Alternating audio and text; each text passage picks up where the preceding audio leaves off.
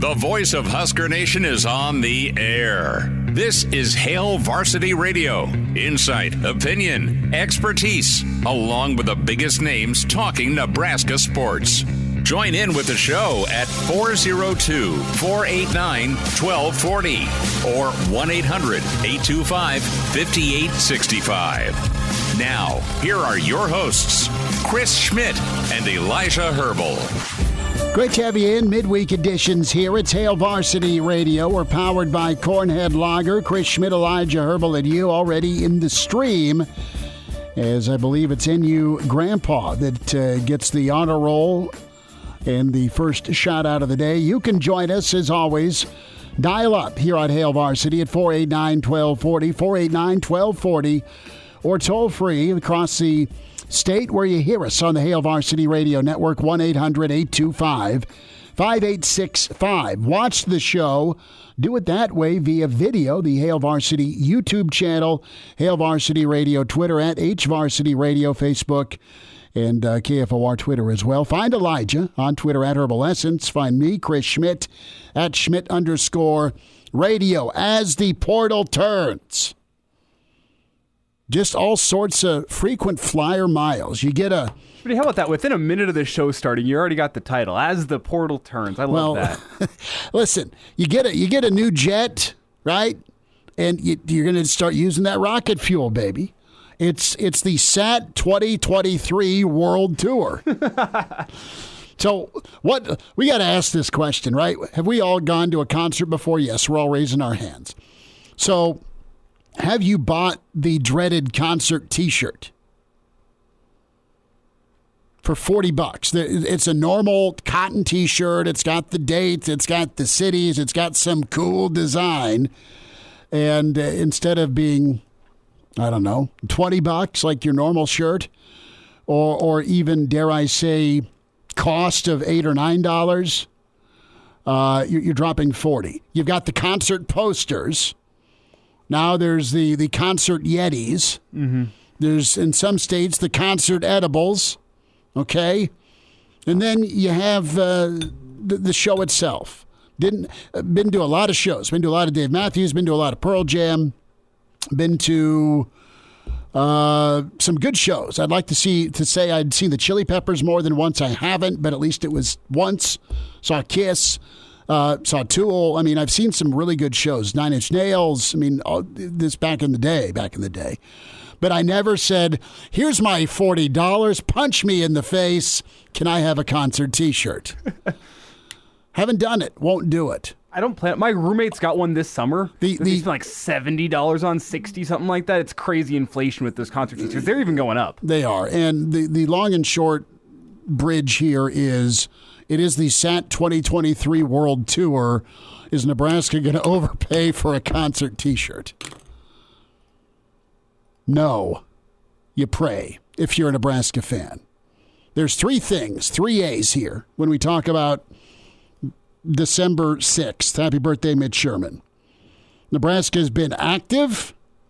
They have been absolutely aggressive. Can they be accurate? Can they be as accurate as the quarterback they're trying to find? Today, as the portal turns, Cam Ward got a visit from the SAT World Tour 2023. You had McCord get the visit.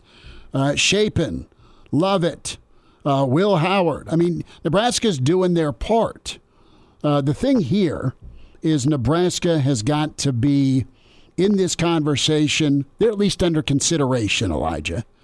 But they got to look like they're in the conversation. And it doesn't matter whether they get their top pick or their fifth pick. It's got to be a better answer in 2024 at quarterback, because Nebraska don't have time. It's not necessarily that the fan base is grumpy. It's not even necessarily that, you're going to have to refill butts in seats in the south end zone. The Big Ten has always been hard for Nebraska. It's going to be a mother next year and beyond. Urgency. It is shot up because you missed a bowl this year. It's year one, and the feel good is wore off. That's right, Walter. Walter outside of Philly. ABC, always be closing. Glenn Gary, Glenn Ross. Good movie. Love it. So we'll dive in. There are portal predictions out there. We'll get Mike Babcock's take on all things quarterback. And, the question, too, is we'll throw some more names out at you, and we'll get to your stream comments and emails as well. We got slammed with emails yesterday, so did not to get to as many as I wanted to yesterday. But as you look at numbers and you're trying to project the quarterback room you currently have with a winter and spring worth of work, and you're trying to project what's coming in better than you have. I've seen development. I've seen development from Chuba. I've seen development from Harburg, okay? I do believe Nebraska can develop the quarterbacks they have here. How good are they compared to what's out there? And that's just it. It's the old Scott Frost saying, is he better than we got?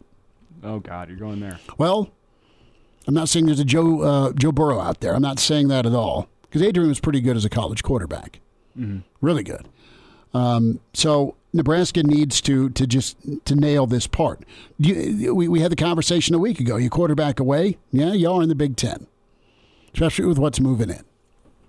Well, and you use the concert T-shirt, the dreaded concert T-shirt. I would say like the rock star, the concert tour analogy.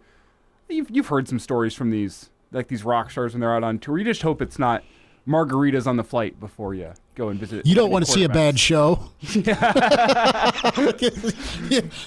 don't want to see Jim Morrison boot off stage in Miami circa 69 because he is absolutely hammered, and then there's a warrant out for his arrest.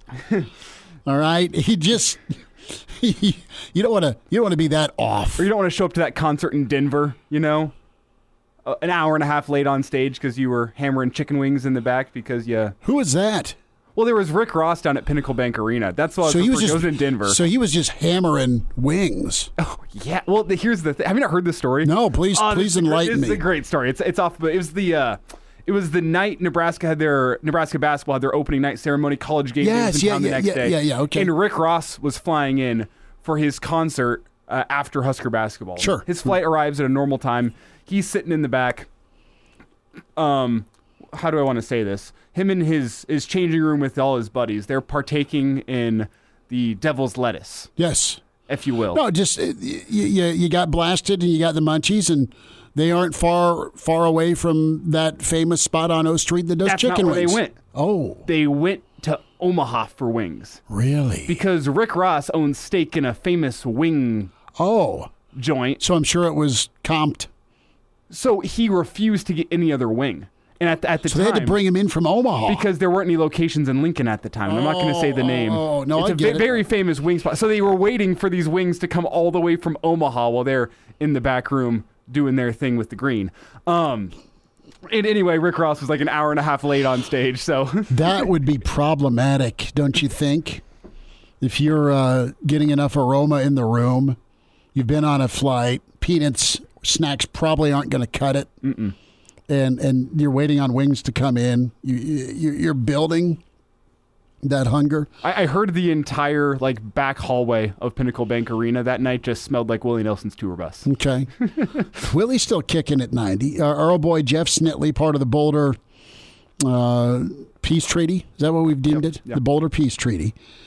At least showing up for the show would be an improvement from the last guy. I'll say this. I wish Mr. Sims, there's plenty of reports out there that he's off to the portal. Sims, find a landing spot. Go kick butt, dude. You have skill. You have athletic ability. Your teammates love you. Go have one more year and do it right. Go kill it. Go do it and go do it well. In a spot you're comfortable. So Nebraska right now, the Satterfield World Tour in Palouse, Pirates' old stomping ground in Washington State today. McCord yesterday, Chapin, Levitt. You started things off with Will Howard. The other part of this too, this perception game we're diving into, be in it. You had the fishing line out into the brook of bubbling water by Rule. With, hey, and it was prefaced, right? It was couched. It was said to his team and it was said to the state, $1 to $1.5 to $2 million for a quarterback. All right, that got the wheels moving. It was out there in the ether, and now Nebraska is. That was so smart, so well done by Rule because, well, hell, Nebraska is calling. They've got $1 million to 1.5 to spend allegedly. I mean, that was not lost in this final press conference. And we were discussing that after Rule said that. Why would he go and put that number out there? And I had a couple of thoughts. People are going to take your call. And that's what I'm coming to this week. Is last week I was like, man, is he setting up Husker fans for disappointment? Saying, no, he's saying there's a up big old price tag on quarterbacks, and hey, maybe we like what we got.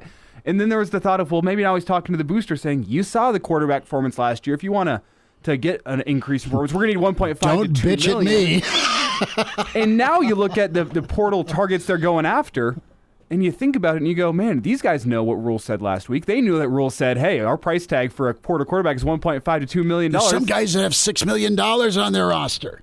If Matt Rule called me and I'm a transfer portal quarterback and I just heard him say, hey, yeah, a portal quarterback going rate's $1.5 to $2 million, and I just got off the phone with name your school here that offered me $700, and I see Rule calling me, I'll say, ooh, $1.5 million. There's the element there because that's another thing we talked about yesterday with Searles. Why would a quarterback want to come to Nebraska? There's two reasons guys enter the portal, especially at the quarterback position.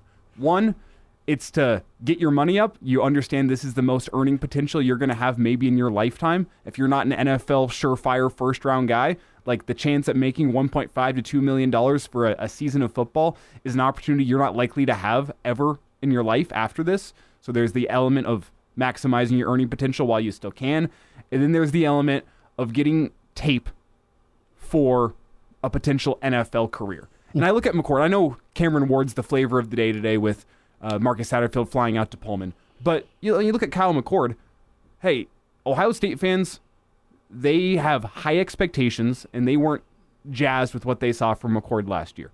You were expecting there to be competition as McCord goes into his final year of eligibility. Look at what he's followed. You're supposed to be that. You're supposed to not drop off. Exactly. So you look at two factors there with McCord. One, is he probably going to get money out the wazoo from the Ohio State boosters after the season he just had? No. Likely no. No, Ohio State fired him. And two, going into your senior year, do you want to have a quarterback competition with Lincoln Kienholz? Maybe Cameron Ward transfers into Ohio State. There's going to be competition there because you lost to Michigan. Thanks for going 11-1, but we're going somewhere else. So you look at it and you go, man, a chance at an almost surefire starting gig at Nebraska. Oh, $1.5 to $2 million. That's more than I would have gotten at Ohio State. You look at that factor, and you know what? People have said for weeks now, really since the season ended, and even before that, why would Nebraska be a destination for portal quarterbacks based on what you saw this season? Well, the opportunity is there. We've heard Matt Rule say $1.5 to $2 million for that portal quarterback. You hit the opportunity to get on the field early, often, likely start all 12 games if you can stay healthy. He's an NFL guy. He's got NFL contacts, and I don't know what Sat's, I kind of know, Sat's history is incomplete when it comes to quarterbacks. That's putting it nicely in the NFL. But you got Rule's NFL background, Elijah, right? And you could be the guy who flips this thing around or be part of the difference on offense. Anonymous checks in, what would Ohio State's record be if Chubba Purdy had been their starting quarterback this season? Hard to tell, but if you got a better offensive line, a better run game, Marvin Harrison Jr., and an elite defense, I would say if Purdy's healthy, and that's kind of been the big X factor for him in his career, Purdy probably is in the portal at Ohio State. Because that's such a big what-if question. It is, because in order to stay the starting quarterback at Ohio State, presumably you would have had to have beat Michigan and go undefeated. Well, to be the starting quarterback at Ohio State, you need to put up first-round numbers. Right, and McCord put up second-team All-Big Ten numbers from a passing yards and touchdown number standpoint. He outperformed McCarthy. Everybody's behind Baby Tua. But from an Ohio State standpoint and a weapon standpoint, that's the rub. Should you do more than beat Notre Dame on the road and do more than beat Penn State and go 2-1 against a big three this year? That's what he did. And for everybody else except Ohio State or Bama or name your playoff team, Georgia, they're not in this year, but you get my point. For everyone else there, sign me up. Would Purdy have gone 11-1? I don't know. I mean, Purdy's not played enough football, but this was McCord's first year. McCord's waited and been patient, earned the job, and sat behind some really good ones. The kid committed. The kid committed as a sophomore in high school. All right, was teammates with Marvin Harrison Jr. in high school, so there's history there. There's chemistry there. And I'd say a good percentage of the touchdowns that he threw went to Marvin Harrison Jr. I think 16 went to Starvin Marvin Jr. this year. So, listen, McCord to me is a guy that just wants to go get paid, right? I think that's it. And Nebraska did their due diligence. I'm glad they went and saw him. If he ends up in Lincoln, I mean, he's the 7th-ranked portal quarterback out there, and he's won 11 games. He won. He went 8-1 in Big Ten play. Hell yeah, you bring him in if you can get him.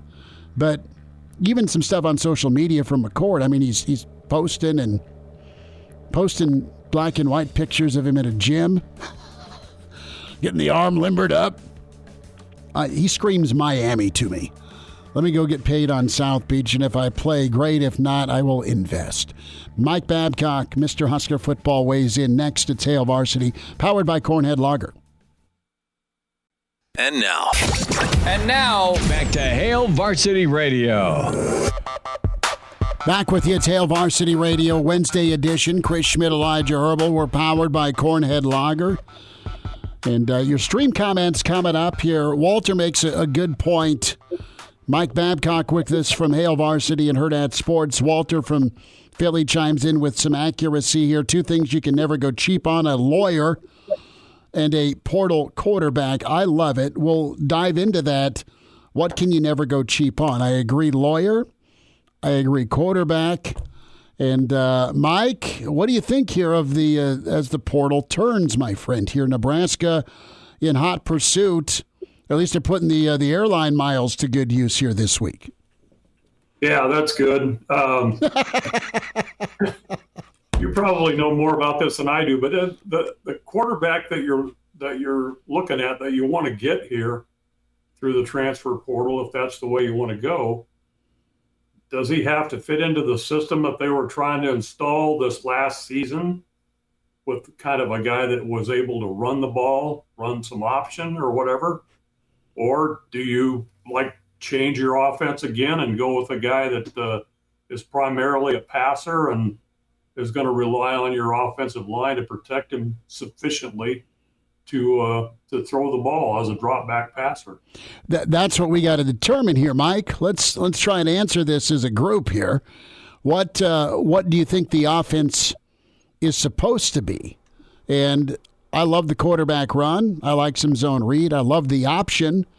But is that sprinkled in versus 21 quarterback runs versus Illinois or Purdue this year? Well, I like what you just said about some zone read, some option, some quarterback run, whatever. I would like to see them not change what they've done in the past season to try to develop a system that works for, whatever. That's to me, that's the important thing. It's Mike Babcock with us here on Hail Varsity Radio. As Mike, his phone's ringing off. He's taking a hammer to that answering machine, isn't he? I took care of that. That was a transfer portal calling. It's the old velvet hammer for babbers. Mike, you picking up is that Satterfield calling you, see if you got any eligibility left? I heard you could sling it back in the day. Oh, yeah. Yeah, no, that was not. And no, I couldn't. But I couldn't run it either, so just play quarterback. Just hand off. I like it. Mike Babcock's with us. Can find him and follow him at MD Babs on Twitter and get subscribed to Mike's bi-weekly newsletter, Mike B at hurrdatsports.com. Get signed up for that. So I think Nebraska's offense will, moving forward, be more of like what you saw the final year with Rattler at quarterback at South Carolina, where the quarterback's a throw-first guy. He's mobile.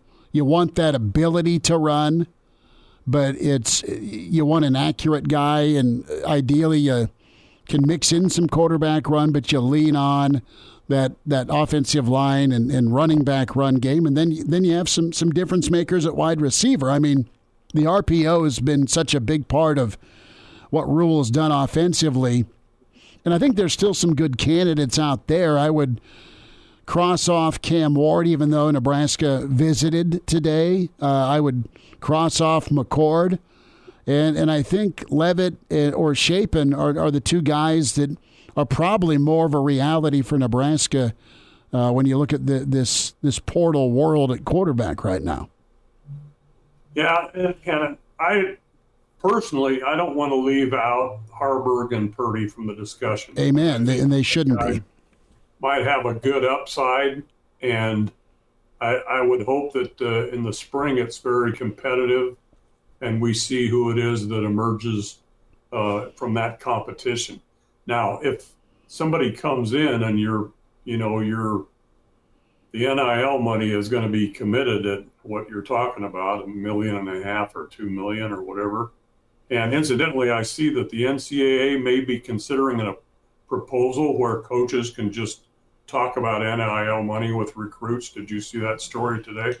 I saw it briefly, but good. Let them know. Let the coaches be in that conversation. I mean, they're probably in it anyway, not nefariously, but they know what the piggy bank holds, I would think. They just can't talk publicly about it. Yeah. Yeah, the point about it is if you commit that kind of NIL money, if he ends up getting that kind of NIL money, then do you look at it and say, well, we've committed $1.5 million of NIL money, what we know of, where does that put the competition? Does that say he's going to be the guy, or are Purdy and Harburg getting that kind of money? Here's what you do. You have a sweepstakes. Whoever wins the job gets the money. Well, that's a good thing, but if you're getting somebody from the transfer portal, is that person going to come in and say, well, I've still got to earn it when I get there? Because I think these guys are probably going to get, however it's committed, they're going to get some kind of commitment that's the sort of money they're going to get before they make the decision of where it is they're going to go, if that makes any sense. No, it totally does. They want upfront payment, period. And there's a lot of collectives out there that I think are going to rethink doing business that way, because there's been so many guys burnt and so many guys figure out a way to transfer to a third school. So this free reign of free money, I don't think lasts. Yeah, and that's why I think it's important to put some emphasis on the development of the two guys that you got here right now, and give them an opportunity as well. And so, how are they looking at this whole process? That Satterfield's going around and he's visiting these other places. That doesn't do a lot for your confidence, does it? Or no, I don't know how they would. I can't speak for them, but it doesn't seem like it would. Well, I would hope that you're just pretty honest with your current quarterback room, and it needs to be a true competition, doesn't it? I mean, let the best winner go out there and take the job. But here's something to note. Ja'Cory Barney, Husker commit. This is also quote tweeted by Davon Hall in agreement. Tweeted today, I wonder which one of these quarterbacks in the portal is going to be throwing me touchdowns next year. #what's next. And that's interesting because who is at Bellevue West today but Garrett McGuire? So we can talk about Purdy getting the opportunity, but if this is the selling point that Garrett McGuire is going out there with these guys, and we don't know that to be true, but I think you can read in between the lines there. If it's, here's the portal quarterbacks going after, do we think Chubba is going to get a fair shot in this competition? I think he gets a shot in the competition, but whenever you bring in an 11-1 guy in Cal McCord to come in and be your starter, it's similar to the Jeff Sims story. You can talk about open competition all you want, but if you're paying a guy $2 million a year, it says a lot about your program if that guy ends up not getting the job. And that could be a positive that, you know what, the best guy, the cream is rising to the top. On the other side, if your evaluation is that bad that you're paying a guy $2 million and they don't end up being the starter, what does that say about you? So I'm not too convinced. I think Chubba gets a shot in the competition, but like, I would be shocked if Chubba wins a starting job next year at Nebraska. If he's better, too. Yeah, that's fair. I mean, because again, if this guy is coming in here under the assumption that he's getting 1.5 million or 2 million or whatever, and you're investing that in this person, then that person has to have an advantage. And if you're, as Elijah said, if you're using him as a recruiting mechanism, somebody coming in out of the transfer portal, what does that say to the guys that are here? Well, and you better be consistent with your message. Part of that message last week as well was that you want to take care of guys here. The old Bill Polian example of don't pay the newest guy the most money because it'll tick off your locker room. I think that's very real, and not everybody in the college locker rooms is mature as they need to be. And so it's delicate, but you just better evaluate right, not only in the portal, but also with this competition, Babbers, with who gives you a chance to win. And I do believe they'll give Chubba a longer look. If he's healthy, let him go out there and sling it, and then find another guy that you can group along with Kalen, and then make sure Harburg's an option, but probably not the primary option.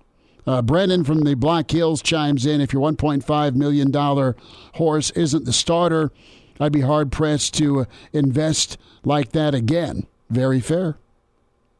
Yeah, I agree on that. That's the point, I think, is you bring somebody in from the transfer portal and this kind of money is committed to that person. It seems to me like there's a definite bending in that direction rather than just saying we're going to have an open competition and here's what's going to, we're going to determine at the end of spring or at the end of fall camp, we'll know who the quarterback is. I think we'll know before that if Nebraska goes into the transfer portal and commits to a quarterback, one of these that you're talking about, commits to one of those. I think that part of that commitment is based on the fact or the belief that, hey, I'm going to be the quarterback. Mike, real quick, bud, thoughts on Nebraska basketball, their rebound tonight against Minnesota, road trip for the Big Red, the Fighting Freds. Very important game to turn things around after what happened at Creighton and get off to a good start in Big Ten competition. I think Nebraska is up to the task. I think I give Nebraska the edge, but you know how I am about predictions. So that's probably a death knell right there. But I think this is a critical game for the Huskers. Get off to a good start in Big Ten play. Minnesota, Michigan State here in Lincoln, and get off and running. Mike Babcock with us here, Hail Varsity. Mike, before we get out, we have a callback back to our initial conversation, the Marcus Satterfield World Tour. It's a comment from NU Grandpa. He says him and Mike are old. Their last concert was Three Dog Night at Pershing about 1971. Mike, were you there? Yeah, I think I was there. I don't think that was the last one I was at, but yes. Yeah, I've seen Babbers, 15 seconds. Did you ever buy a Grateful Dead T-shirt at a Dead show? Yeah. A later incarnation in Omaha. I did. Okay. Was it an overpriced concert T-shirt? Or actually, it wasn't in Omaha. It was in Denver. Okay. No, it wasn't overpriced. That's the way I want it. Babbers, will check in next week. Thank you much. Thanks, guys. Hail Varsity Radio is live. Now, back to Schmitty. Schmitty's a great guy, but he don't have a brain. And Elijah. You want me to speak? When I point at you, yeah. On Hail Varsity Radio. Thanks for your time. More comments and calls. Pete kicks us off here. This segment, Pete, thanks for calling. How you doing? Good. What do you say? Well, I guess it's kind of perplexed a little bit where it's going to go. Do you foresee a freshman coming into a university, kind of proving himself. By the time he's a senior, transferring a couple times, because by the time he's polished, he's going to require so much money that I think the universities are going to go back and say, hey, let's get another incoming freshman. They're cheaper, and we can develop him instead of paying such a high price for the polished quarterbacks. It's a fair question, and I think you've got to manage it right, not only financially, but also with your grooming, Pete. And are you a place where a quarterback can go, and either can you play right away and be surrounded where it's not all on you, or can you go and be patient? It's a two-way street. You've got to get better and develop. You're not just going to walk in and better not have it given to you if you're not ready, and then learn and get better. And as long as there's communication, this is ideal. And I'm not saying this happens in college football, but it needs to happen somewhere. Alabama's been a good example of that, okay? You look at Mac, right? I know Mac's having a hell of a time in New England, but he waited, and he got picked in the first round. They've had a succession of quarterbacks at Bama, really, that have thrived. USC or wherever Lincoln Riley's been, they've had either guys that they recruited and did well, or, all right, this is the spot I'm going to go to if one of the young pups isn't ready. It's always going to be fluid. I mean, you're just going to have to guess right and judge it on a case-by-case, year-by-year basis. I think ideally you want to have a kid that comes in, can perform, and understands he's got to groom and get better for conference-level play. I guess in my opinion, just as important as that quarterback, or just about as important as that quarterback, is going to be the offensive line, and then have the real studs back there at the running back, because the offensive line and the running backs are going to make that quarterback better. Well, they're the quarterback's best friend, Pete. So I don't think you want to spend all your money just on a quarterback. I think you really need to concentrate on the offensive line, some receivers, and running backs also. No, I mean it's going to be a payroll to meet. Pete, yeah. Thanks for the phone call. And the thing about going and recruiting, getting that difference-making freshman quarterback is they don't want to go with a 3-9, 4-8, 5-7 school. Your appetite is not existent anymore for that at Nebraska. And next year is going to need to be 7 or 8 or 9, despite the schedule. And you can do that with the defense returning, presumably, and the right quarterback. It may be here, he may be here, or he may be in the portal right now. You don't go cheap, though, Elijah. What don't you go cheap on? You don't go cheap on quarterbacks. We've learned that last year, and you're learning that this year. What else do you spend a little money on? There's a couple major ones. Number one that I think of off the top of my head, don't want to go cheap on a chiropractor. No. You'll end up with a broken neck. So that's one. A plumber. Don't want to go cheap on the old plumber. Walter's take on an attorney? I guess. The old joke is... Depends on how much trouble you're in. Well, the old joke is, why is divorce so expensive? Because it's worth it. I'm kidding. But that's the joke out there. Anywho, if you ask an attorney. But no, listen, I pay extra money for jeans, clothing, food, i.e. if we're going to go to a restaurant, we're not going to get a salad and a picture of a potato. We're going to go all in, baby. You and I are going to go all in on that giant mound of meat at Single Barrel. Yes, sir. Right? We're going to spend good money on meat. And you don't go cheap on booze. Depends what kind of night you're having. If you got primed on the latte, great. But I'm saying if you're going out with some buddies and it's holiday season, I'm not going to make Russ drink whiskey. It depends. No, Big Ten Media, we're the Big Ten championship game. Russ and I are having Templeton, baby. I'm going to let that lie. What? You don't think Templeton's... I think there are times whenever cheap liquors are the way to go. Really? Whenever you're trying to punish yourself a little bit, Okay. Like if I'm gonna have 10, which Sure. I don't recommend. See, if I'm gonna have 10, I'm gonna feel terrible in the morning either way. Like what's the Point of going expensive with 10 drinks, you know? Your body will thank you. It's not going to thank me either way. Oh, it's not going to be happy with you, but at least it was a good hurt. An expensive hurt. Who's on the line? Jim's on the line. Jim, thanks for calling. Go for it. Yeah, guys, great conversation about the NIL.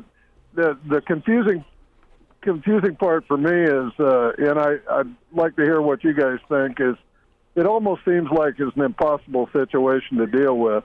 What's it going to take to get it squared around to where it makes some sense? I don't have any problem with kids getting paid. Mm-hmm. It's the thing of it is it going to take? You can only do it once from the portal, or I'm just interested in what you guys think. What it's going to take to calm this down? Because right now, I don't remember where I've heard that, but we've almost sold our soul, and I just don't know what it's going to take to get something in that's going to make some sense. So, love to hear what you guys have to say. Appreciate it. Thanks so much for the phone call, Jim. The new proposal with the new president of the NCAA is for this separate subdivision, right? It's the highest players and payers in the world of college athletics, where you got your top 60 are separate from those that can't and won't and don't compete financially. You got to live in that world. And then those schools all come up with a uniform setup when it comes to transfer policy, when it comes to NIL. I know there's trust funds for $30,000 that are being talked about. We didn't even have time because of the phone calls yesterday to get to the story, but it's out there. There are some blueprints and parameters, and it's not congressional, thank God. But also the NCAA is toothless and scared because of antitrust potential. They're just caving to keep caving so they don't have to keep – it's cheaper for them to cave now, Elijah, and just kind of give some concessions versus really lose their ass with lawsuits. It's doing what they can seemingly to try to control an out-of-control market. Let's just kick it down the road, and you guys decide it. You guys handle it. Sure, create your own division. And if that happens, it's going to be the Nick Sabans of the world, the Dabo Sweeties of the world, the Matt Rules of the world, the Lincoln Rileys. They're all going to have their take, their say, and then there'll be some sort of uniform rule by those. And you've got the old school college football coaches that are about recruitment, development, earning it versus entitlement that need to be heard on this. Guys need to get paid and taken care of totally. For too many years, it's been, oh, look at that guy. Look how awesome he is. But they're not even getting their token 2%. So NCAA's put their hands up. They're just trying to look for more cover on this. We'll wind down hour one and some predictions here on the portal where some of these quarterbacks may end up. Evan Bland's 10 minutes away. And now, back to Hail Varsity Radio. One final time this hour, Evan Bland with us here. Next hour, we'll dive into more of your comments. Andy Markowski checks the pulse of Nebraska basketball. Big-time game in Minnesota tonight at 8. And then a Jock Doc, what's up with Trevor Lawrence? 489-1240, 489-1240. Or 800-825-5865. Toll free where you hear us. Can continue comments on the Stream Hail Varsity YouTube channel or Hail Varsity Radio Twitter at HVarsity Radio. The comments keep coming in here on Satterfield, on the quarterback room. And here's what I think happens with some of these quarterbacks. Nebraska's been in today on the number 1 portal quarterback. That was Cam Ward. The number 10 portal quarterback last year was Jeff Sims. He's in the portal again today. McCord is in at number 7. These are on 3 rankings. You have Chapin at number 22, Levitt at 26. And I believe you're going to see it shake out like this. I think DJ is going back to the ACC. I think he'll land at Florida State.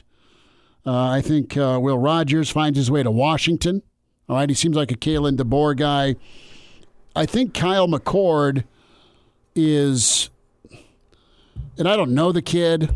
I know that he's got to feel ticked off if the word from Ohio State, and it's got to be this, right? Ohio State's got to be like, dude, we appreciate your 11-1, but you're going to have to go win the job back again. Well, that should be without saying, but that's not the world you live in anymore as a quarterback. If you go 11-1, you shouldn't worry. But the point is Ohio State recruits so well at quarterback that someone could beat you out. I mean, Harbaugh's done that, and Michigan McCarthy again won the job. And what did we hear from Charles Thompson last year that Matt Rule said to Casey?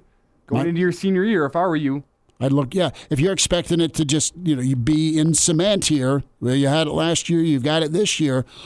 There's a difference between having to win your job again and trying not to lose your job. Yes. Right? And if you're an incumbent quarterback, you need to play your ass off and get better, but it shouldn't be forgotten what you've done. You should go in with the thought that what you have done gives you a leg up. Yes, right. I don't think that McCord would have that at Ohio State. No, and that's absolutely. And so I think they were real with him, and I think Keenholz could be a hell of a good quarterback. On top of the fact, I think Ohio State probably lands Cam Ward. Okay, I think he ends up there. I think Dante Moore goes to Michigan State. Michigan State? Yes. I think there was heavy recruitment by Jonathan Smith for Moore before he ended up at UCLA. I think Dylan Gabriel's going to say, Uncle Phil, let's hug it out. I think he's going to Oregon. I think Oregon makes way too much sense. And then I think Mississippi State might settle for Van Dyke. But McCord, I think, ends up at Miami. If this guy wants to get paid after going 11-1, Miami will freak out for an 11-1 quarterback. Who's on the line? We have Paul. Paul, thanks for calling. Go for it. Hey, guys. And I don't mean to second-guess any of the coaching staff. Gosh knows they are going to do a lot better job than I ever could. Any thoughts regarding why didn't they try and convert Sims to some other position on the field, possibly of need at Nebraska, just because he's such a good kid and he kind of knows the offensive system already? I think that, Paul, and we're up against it. Thank you for taking time to call and check in with us. Maybe he was offered that. Maybe Sims just wants to go play quarterback somewhere in a smaller fishbowl. Evan Bland, more portal thoughts on the way. Hour 2 with Hail Varsity. The voice of Husker Nation is on the air. This is Hail Varsity Radio. Insight, opinion, expertise, along with the biggest names talking Nebraska sports. Join in with the show at 402-489-1240 or 1-800-825-5865. Now, here are your hosts, Chris Schmidt and Elijah Herbel. Thanks for hanging out. It's Hour 2. It's Hail Varsity Radio. Chris Schmidt, Elijah Herbel. We're powered by Cornhead Lager. We welcome in Evan Bland with the Omaha World Herald as the portal turns. Well, Evan, good buddy, how's the flight tracking been? I don't know if I'm in Pullman or Columbus or Waco or whatever. Just that we're all having a good time right now. Well, that's good. We kind of joked. It's the SAT World Tour 2023. 2, have you ever gone all in and spent the overpriced $40 on said World Tour concert T-shirt when you've gone to a concert? And 3, what do you not go cheap on? Clearly, portal quarterbacks. But what else? What does Evan Bland splurge on? I say steaks and booze. Got to have a 1-2 punch. Wow. I mean, yeah, I wouldn't say no to that for sure. I think of like small stuff like name brand ketchup. I'm not like a Dr. Hee-Haw guy. Like if you're going to get a soda, like get the real thing. We used to buy my brother Hee-Haw all the time, man. Did you? I mean, that's fine if people like that. I just, if I'm going to do it, like I'm going to go all the way, that kind of thing. Hey, we're not going to Evan's place because he's giving us the old generic soda. Turns your face purple. Yeah, I love it. I like it. That's pretty good. But it's funny how different we all are in our different answers here with what do you not go cheap on. And Evan's like, I would give me the do, not the hee-haw. Yeah. I mean, that's just off the top of my head. But, Like there are just certain things, right? Like you're not going to cheap out on like repairs. I guess that's another thing. Like vehicle repairs. Like if I'm told that it's needed, I'm probably going to do it. Like I don't want to limp along and try to, wait it out. Like let's just get this thing taken care of. That kind of stuff. See, I'm opposite because I'll always go look up the YouTube video whenever something goes wrong in my car. Like, can I fix this myself? You're handy. I'm an idiot with anything fixer-upper.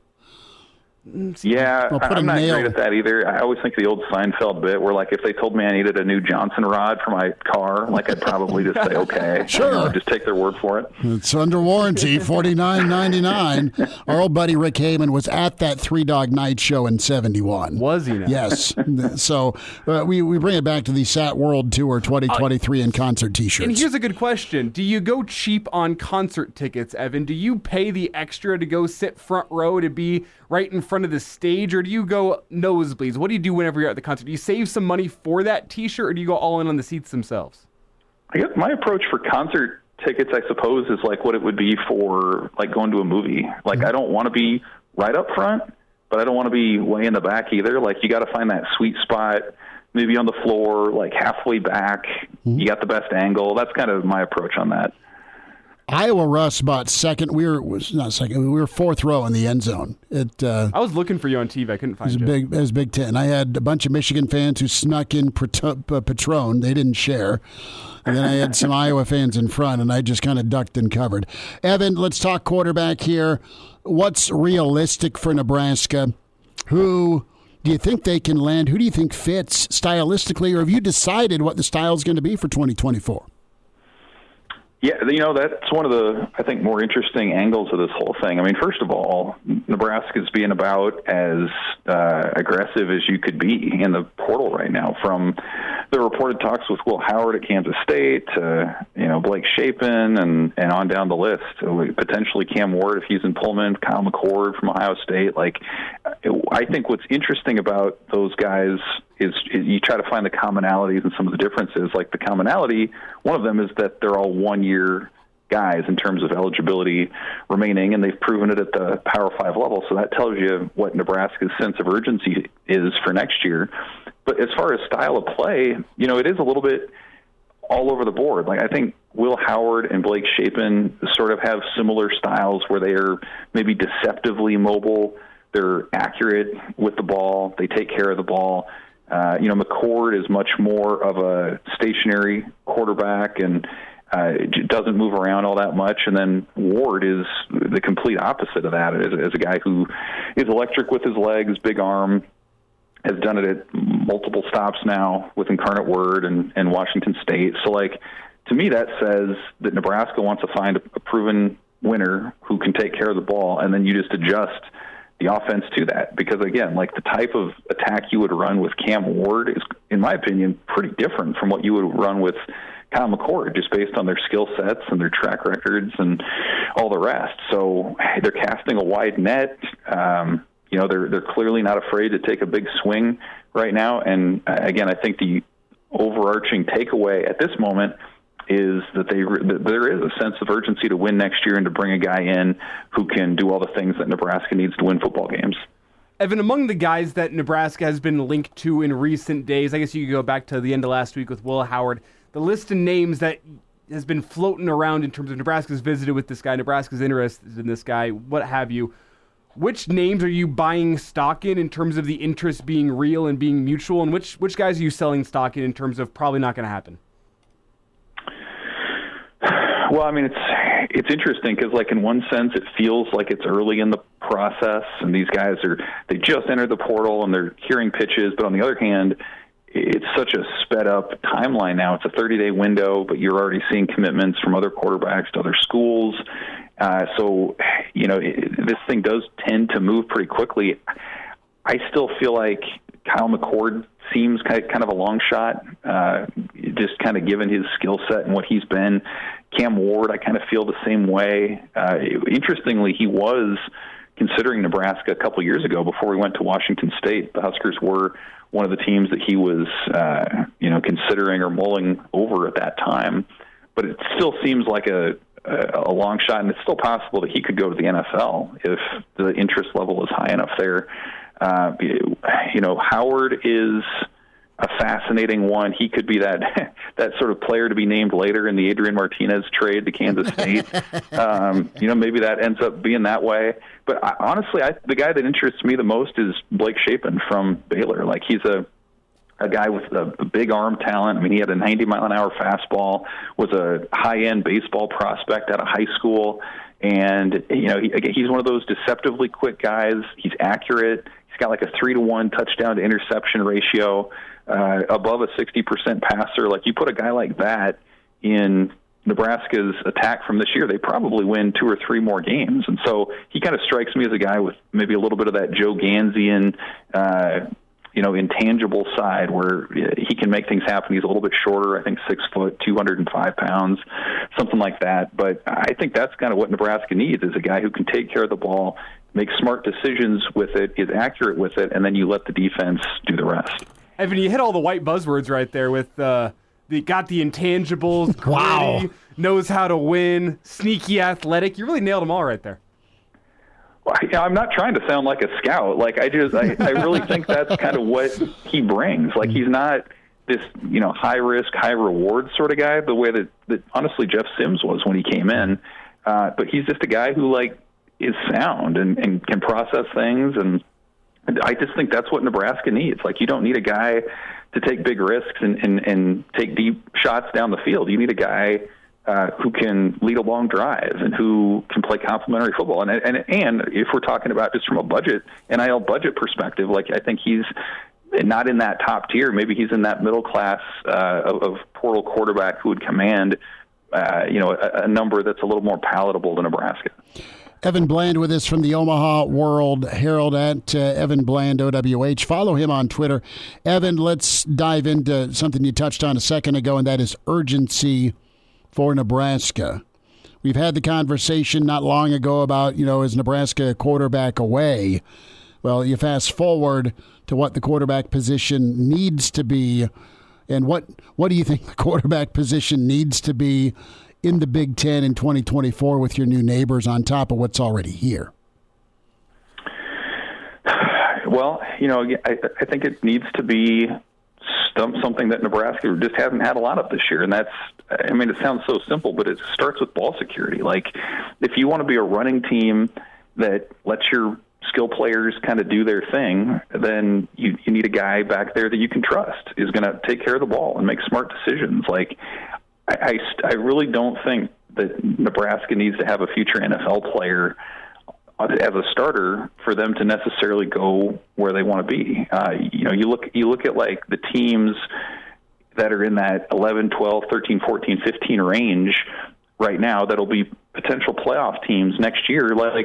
They have sound quarterbacks and good quarterbacks, but they're not all future NFL draft picks. And so I think that's kind of what you're shooting for, is just a guy, again, who makes the right decisions, who's accurate, who has a big arm when he needs to, can be mobile. Nebraska needs whoever it is to stay healthy. I think that's another thing you look at in the Big Ten. The teams that are on to their second and third string guys tend to not do well. And so just finding that guy, and they've cycled through him in the last few years, whether that's Casey Thompson or Adrian Martinez has been in and out with injuries, and Tanner Lee, and they just need a little bit more continuity at that spot. And maybe that's not going to be achieved this year. Maybe they find a high-end, one-and-done sort of player who can be that bridge for them. Maybe Daniel Kaelin's that guy in a couple of years. But they need to find him, and it's clear that they're not the only ones looking. There's high-end competition all over the country for these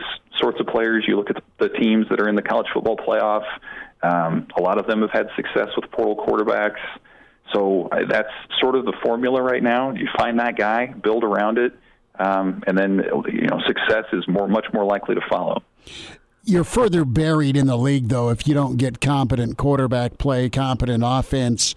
And I look at Chubba, because Rule made a point to emphasize guys that are here are going to also get taken care of or need to be taken care of, not forgotten about, in lieu of the new shiny portal quarterback edition.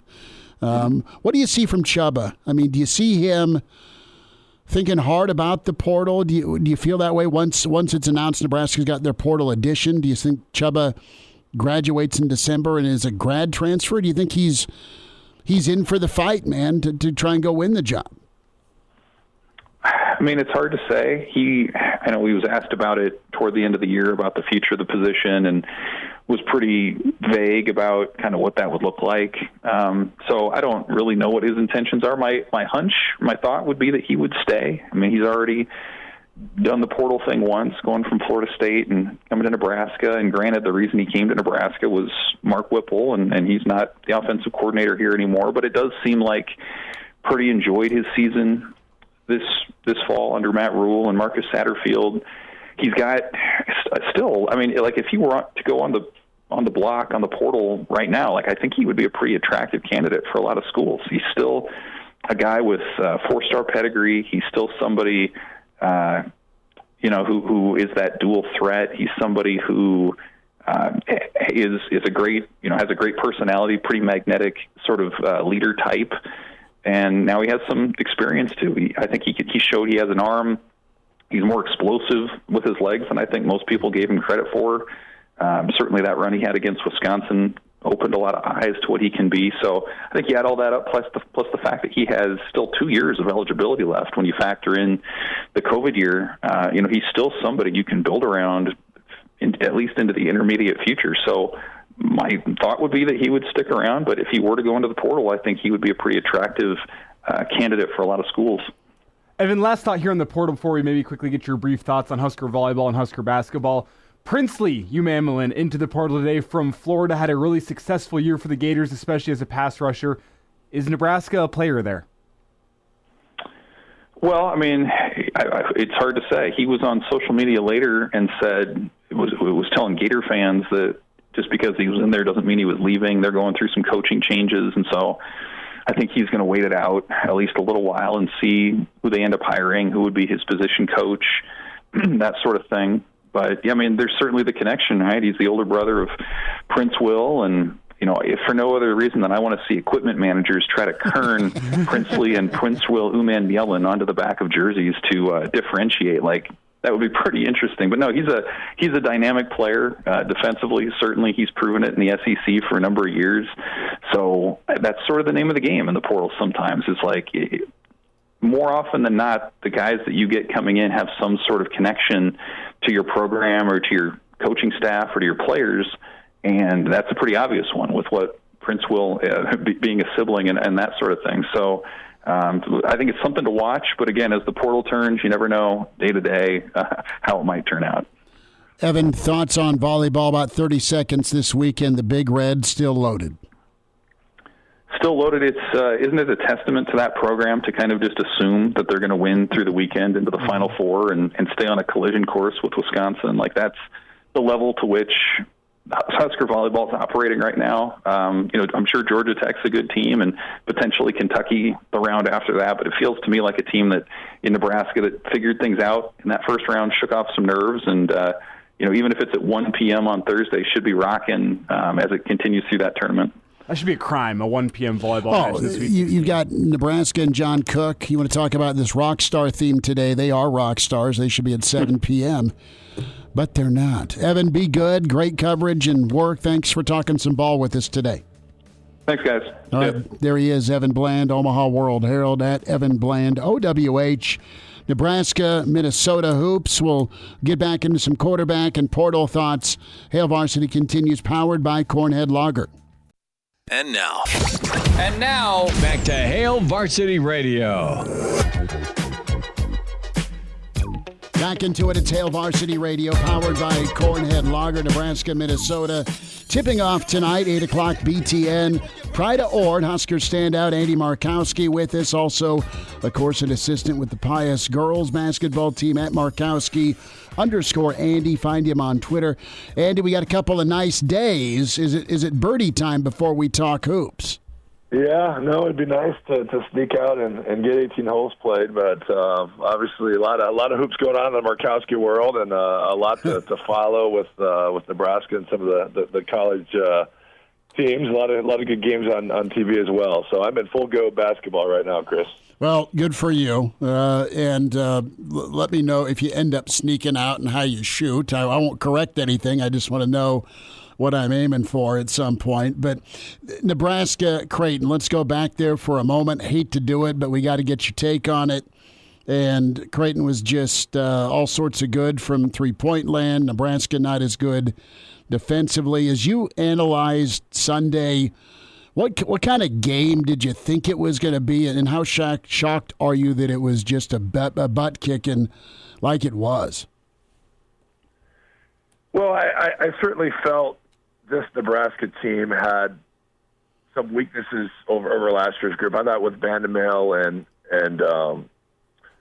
Sam Griesel, they were a little better and more athletic on the perimeter when they went up to Creighton and really did a good job of keeping them out of rotation and making those three-point shots tougher. I think Nebraska's group is better along the front line this year, which I think will project better as they get into the Big 12 schedule. But Creighton really exploited our inability to control penetration.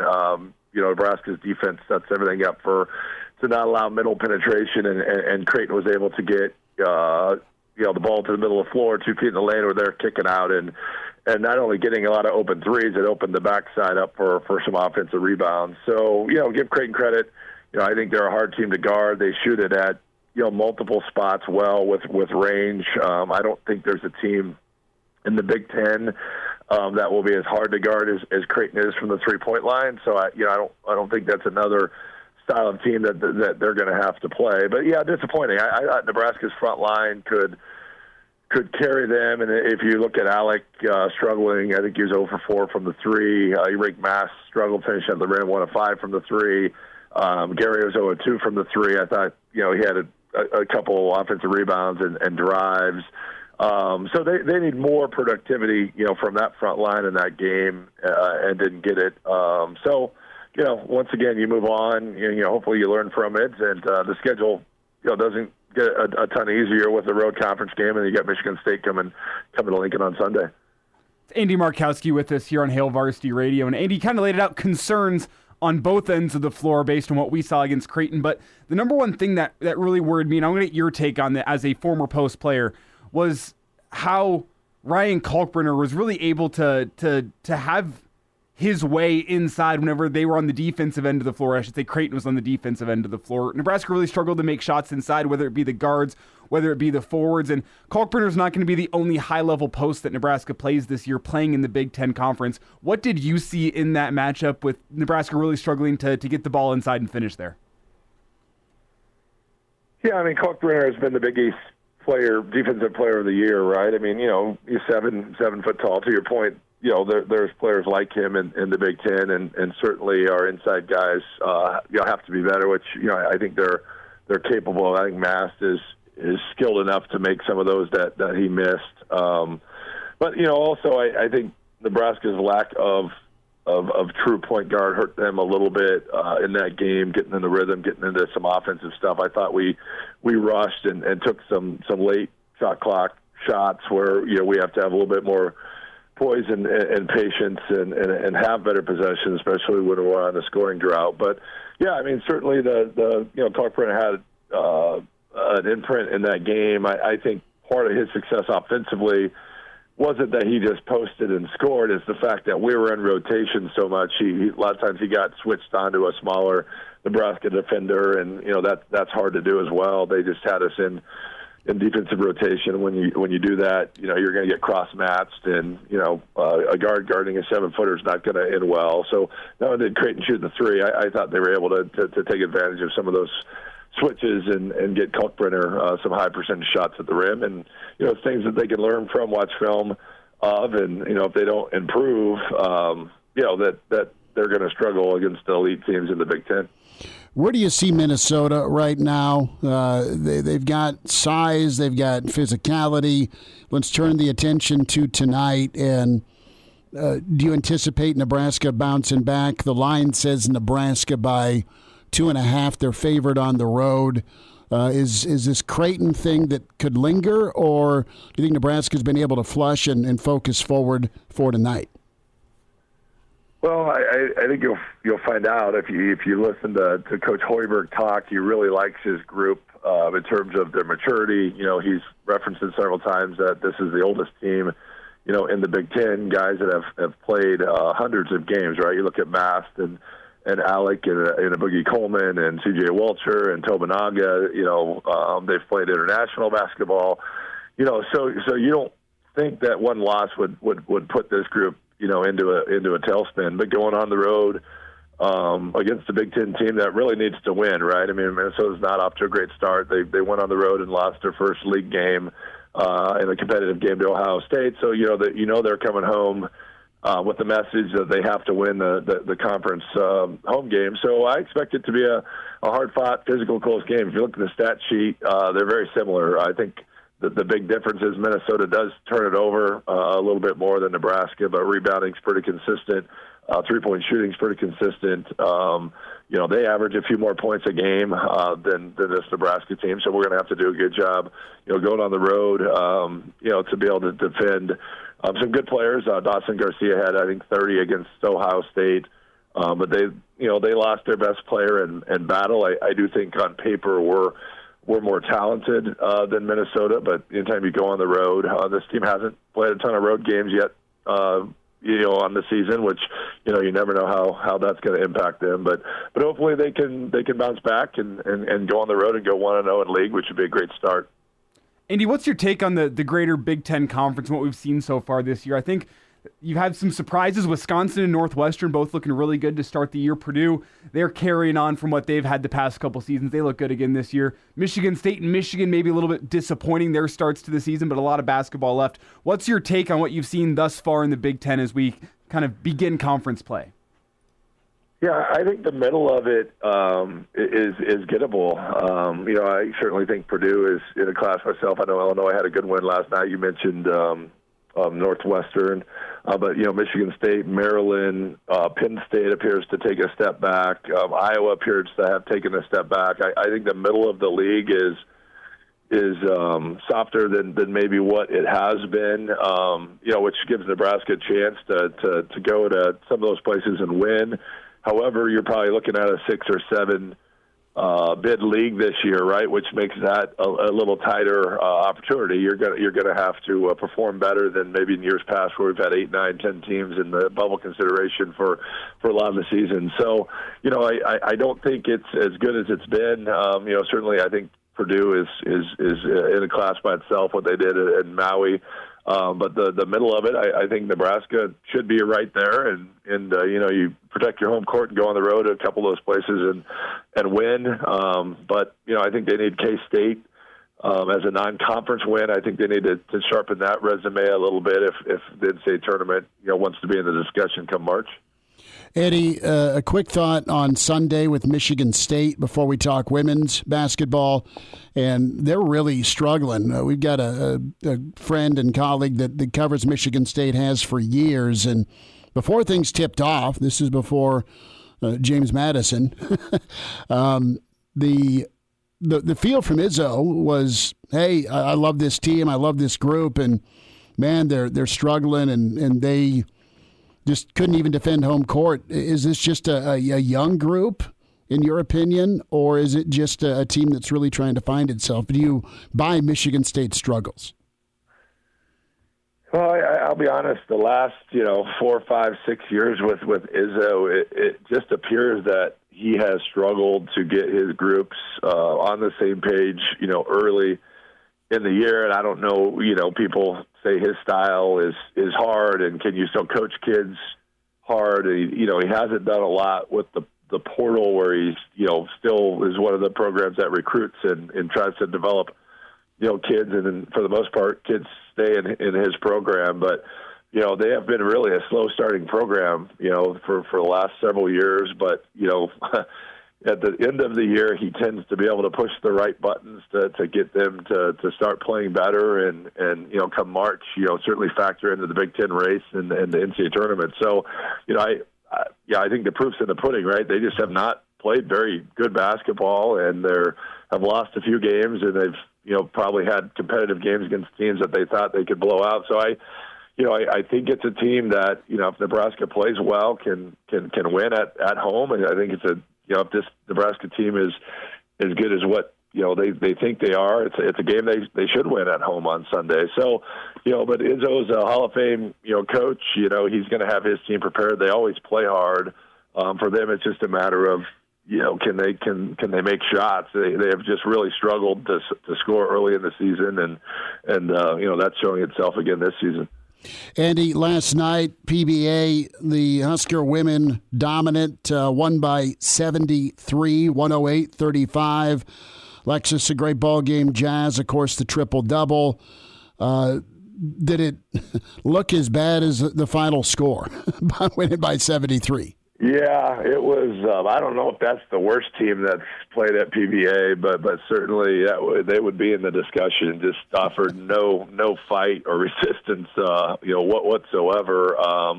But Nebraska. I think the Georgia Tech win this past weekend was a big win. They found themselves down 14, and I think they carried some of that second half momentum over. I thought they shot the ball and played with a lot of confidence. Obviously the opponent wasn't very good, but you still have to put the ball in the hole. Basketball sometimes is a simple game. You got to make open shots. So hopefully that gives them a little confidence as they do go on the road for their first league game against Michigan State on Saturday, which Michigan State's projected to be an NCAA tournament team in year one of a new coach, and leading the Big Ten in scoring at 91 points a game. So that's going to be a challenge for them to go on the road, and hopefully that offensive confidence will help them as Michigan State is scoring, and Nebraska is going to have to score to match that. Andy Markowski with us, Hail Varsity Radio. Husker Hoops thoughts at Markowski_Andy on Twitter. Andy, we'll get caught up again. Thanks for the insight today. All right, thanks, guys. And now, back to Hail Varsity Radio. Back into it at Hail Varsity Radio. Time for a Jock Doc Wednesday. Nebraska Orthopedic Center. Dr. Brandon Seifert with us. Dr. Brandon, you got your Santa hat on. Hey, you bet, buddy. We're kind of working our way down that wish list from the kiddos. Well, there's that thing down to a few items. Well, the Jayville's got a wish list, and one will be a cart for this holiday season. 2 will be Mr. Miyagi to heal Trevor Lawrence. 3 will be a healthy Trevor Lawrence. So those are 3 big gifts they're asking for. I don't think the cart's unreasonable. Apparently it is in Jayville. Yeesh, no kidding, right? Here you got these guys with thumb injuries and wrist injuries getting carted off. Now you got a guy with a real lower extremity injury just making him suffer. I guess you could say start rehab early. Yeah, exactly. Or get out of Jacksonville. But, I mean, yeah, at least there was a couple security guards to help Trevor Lawrence off the field to the locker room. This was nasty, a high ankle sprain as Trevor Lawrence is back in the pocket against Cincinnati. It wasn't quite a karate kick to the below the knee, above the ankle, but that's what it looked like, and it looked like it was his own lineman as he got pushed back. But Lawrence got up, and he's big, man. He's 6'6", he's 245, got up and then dropped like a rock in water trying to walk. And you just feel for Jacksonville and Lawrence because they've really been on the rise, Dr. Brandon. Let's talk about this high ankle sprain. I know we have talked about this injury before, but high ankle sprains are not all created equal. Yeah, no, they're sure not, Chris. Absolutely. So we've discussed these before. As we kind of go back and review, I always like to talk about some of the anatomy associated with this. So just thinking from an anatomic perspective, we all think about kind of the routine ankle sprains that are out there. That's when you step on somebody else's foot kind of rolls to the outside. You tend to just kind of sprain or stretch those ligaments on that outside of the ankle, kind of centered around as you feel kind of that ball portion on the outside of your ankle. That's called the fibula. And those are usually, the majority of ankle sprains we see, and, typically pretty quick recovery on most of those, unless you start talking about getting, deep bone bruises that can go along with those at higher grades. Then you start to work into your high ankle sprain is kind of the term that's out there. And essentially what happens there, as opposed to that foot kind of rolling to the outside, the foot tends to roll to the inside, and the toes tend to go in the opposite direction, which would be to the outside. And that's a totally different kind of mechanism that happens. And what happens here is you tend to, with these higher ankle sprains, you tend to stretch or injure more structures. And so, opposite of kind of the traditional ankle sprain, we call lateral ankle sprain, with these high ankle sprains, another term for it's called a syndesmosis injury. And a syndesmosis is essentially this really thick ligament that basically runs between your tibia, which is the big bone, the shin bone, if you will, over to the smaller bone on the outside called the fibula. Kind of runs all the way up in between those two and is super strong, super thick, and has a lot of kind of vascular supply to it. So when you injure that, one, it takes a lot more force to injure it. Two, it's a pretty big stabilizing structure, so you start to stretch part of that, and then instability becomes an issue. And then three, you tend to have tons of kind of swelling, bruising with it just because of the vessels that kind of traverse that area. And it's just a much different deal. It takes a lot longer to recover from. It's easy to kind of retweak. Again, you're more sore, more painful. There's a higher chance that you may have kind of those deep bone bruises we talked about before. And those are the kind of things that just obviously slow these down. And I think coaches, parents, people watching, fans, like, what's going on here? This is just an ankle sprain. It is not your typical routine ankle sprain. It's a totally different kind of deal to treat and recover from. Well, Dr. Brendan, we have a report from Jeff Howe with The Athletic saying that Trevor Lawrence plans to rehab around the clock this week in hopes that he can play through that high ankle sprain. So tell me a little about that recovery, that rehab process. Is it advantageous to rehab, quote unquote, around the clock? Because I think back to my days growing up as an athlete, it was always RICE. That was the method with ankles: rest, ice, compression, and elevation. The whole thing was essentially take the weight off of it, let it recover, give it the ice and the compression to help it. But for the most part, you don't want to do too much to it. Tell me a little bit about the rehab for Trevor Lawrence and his high ankle sprain as he hopes to maybe play through it in the coming weeks. Yeah, absolutely. And so, before you jump kind of the rehab side, things you want to tease out with these injuries are, one, how, to what degree is the instability there? And so if it's more just, kind of a stretch injury, but there's no instability, there's ways to determine that through imaging, X-ray, MRI, and essentially want to make sure that there's no kind of instability showing up in the ankle joint where you start to see the tibia, which is the shin, start to shift off the top of that kind of bottom bone, which we call the talus, which is the bottom bone of the ankle. That's what you're looking for, is kind of some widening there. So if you don't have that, then you can treat it from a non-operative perspective. And so, yes, then you start thinking about jumping into rehab with these. Again, he's at that high level, different than maybe somebody is at a level where they have an opportunity to kind of rest some. It really is kind of pushing and being aggressive to try to, essentially rehab these things really quickly.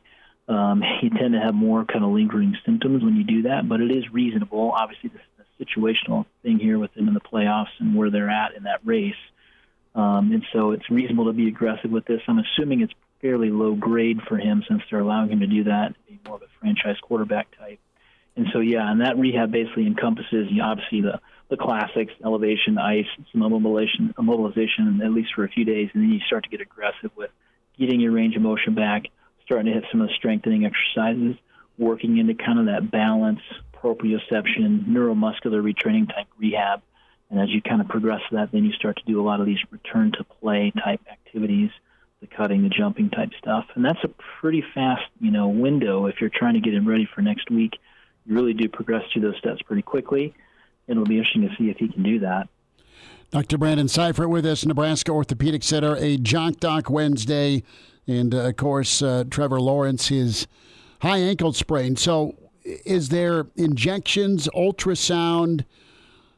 What can you do, obviously non-operatively, with that rehab, Dr. Brandon? I mean, what are some either newer techniques that may be used, and science and medicine continue to reinvent and grow?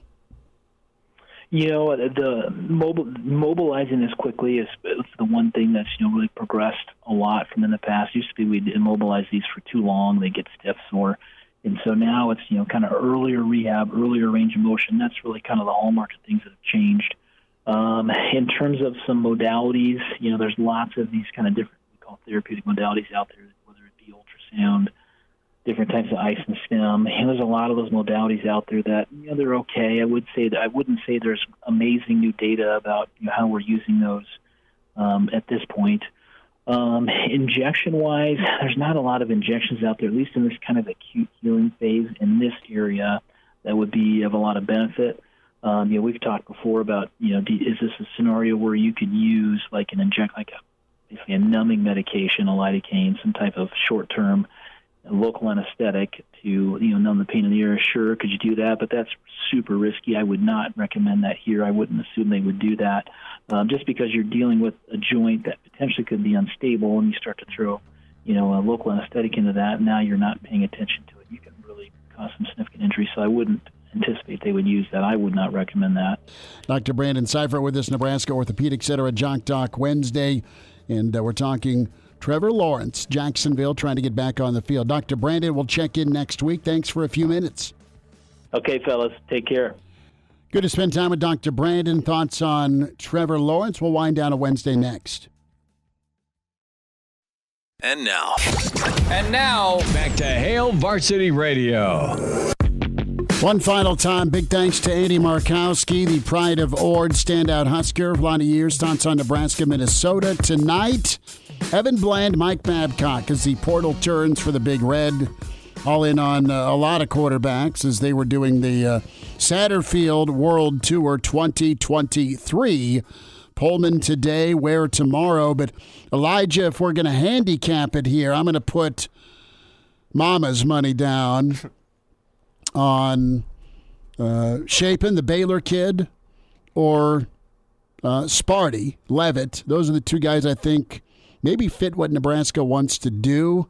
I know you've got your contacts out there and you're doing your research, you're back channeling. We'll talk with Jack Ebling from The Drive in East Lansing, award-winning radio and print man this Friday, getting ready for Nebraska, Michigan State for the weekend, but also, the likelihood of landing Levitt. You've got the 30-day window, and spots are filling up with this musical chairs. And there's a couple quarterbacks from Michigan State to keep an eye on with Levitt, with Kim. Mm-hmm. Couple of guys that I think make some sense. The big selling point for Levitt, at least from Nebraska's point of view, is the fact 4 years. 4 years, exactly. You can sit him for a year, let him develop, and then get him ready somewhere down the road. A guy that makes a lot of sense as a potential, hey, you're going to come in and compete with Chuba or Kalen or whoever for the backup spot, for the right to be the next quarterback at Nebraska, while we bring in a more ready starter such as Cam Ward, such as Kyle McCord, such as Chapin, whichever. Does NIL buy understanding? Does it buy patience is the question in a impatient quarterback world. I think that comes down to the relationship between quarterback and coach. Mm-hmm. And the patience factor, it's not that folks are out on Rule. I'm not saying that at all. There's some lukewarmness towards Sat. And quite honestly, we laid out a lot of questions and answers to start the show. You need aggressiveness. You need accuracy, and Nebraska's been aggressive. They've been active. You need accuracy with who you land. At quarterback, you also need the ability to keep Chuba here, and just get whoever's here and whoever's coming in better to be different. So you're knocking on the door in November with 7 or 8 wins. Harder to do. I get it. But you've got a chance to make a jump. You need to make a jump and be in contention or conversation. We talk a lot about Big Ten football and the reality of it getting much more difficult. It's a steep, steep cliff. Basketball, you can be middle of the pack and okay for an NCAA tournament. Well, you got to be top 3, maybe top 4 in the Big Ten, right, for any playoff consideration in the future. So, reminder to buckle up, use your seatbelt. It saves lives. It prevents injuries only if properly worn. Make it click. A message from the NDOT Highway Safety Office. Fun show. Check us out on the podcast, Spotify, iTunes, Google Play with Hail Varsity Radio. Give us a review, good, bad, ugly. We take them all. Hail Varsity YouTube channel. Follow us on Twitter at HVarsity Radio, at Herbal Essence, at Schmidt_radio. Tomorrow we will have more open time for more portal discussion. And yes, comments, Red Wine, Dion, all of the great folks in the stream that continue to jump in. Gary Barnett, I want his top pick at portal quarterback, and I want fit and ability at Nebraska. Barney will be with us tomorrow at 5. Brandon Vogel tomorrow. How about some best bets? Are you ready for a steak and a beer Thursday bet? Sure. No. No. Elijah's like, maybe. Back at 4. Thanks.